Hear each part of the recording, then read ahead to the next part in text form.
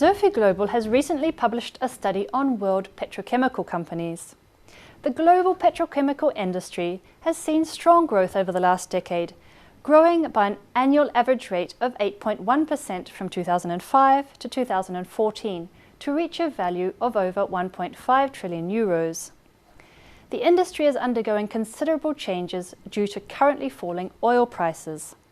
This creates both opportunities and challenges for petrochemical players, and the future of the industry will partly depend on how long oil prices stay low. While such unknowns cloud pricing and margin forecasts, it is expected that the net effect on petrochemical demand will be positive due to stronger overall GDP growth and reduced product substitution, as lower feedstock prices mean chemicals are more cost competitive than substitutes. Before the fall in petrol prices, the industry was already being transformed by the US petrochemical industry and its shale gas revolution. This revolution has brought about both increased production, thanks to readily available cheap feedstock, and demand to the region as client industries relocate back to North America to benefit from lower costs. This has created changes in petrochemical trade flows as petrochemicals previously shipped to the US from abroad are redirected, and the US is set to become a net exporter.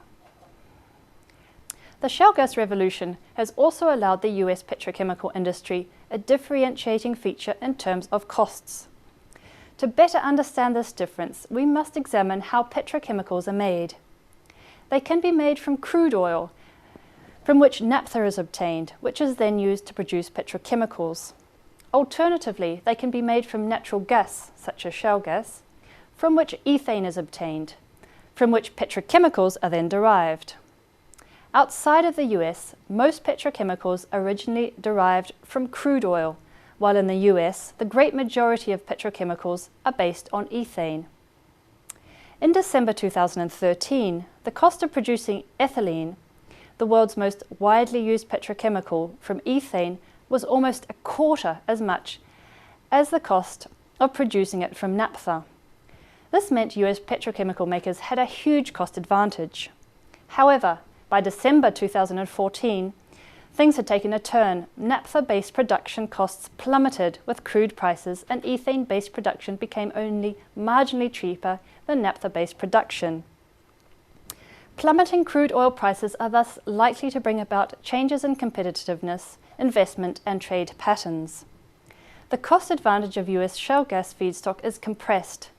Furthermore, it is estimated that coal cracking, common in China, becomes uncompetitive once oil prices fall below $70 the barrel.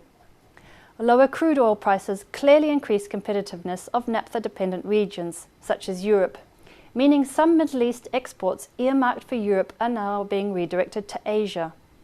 Furthermore, in the Middle East, lower oil prices are pushing oil companies to expand participation in chemicals in an attempt to diversify their operations, so as to reduce exposure to crude oil production, as well as to tap into value.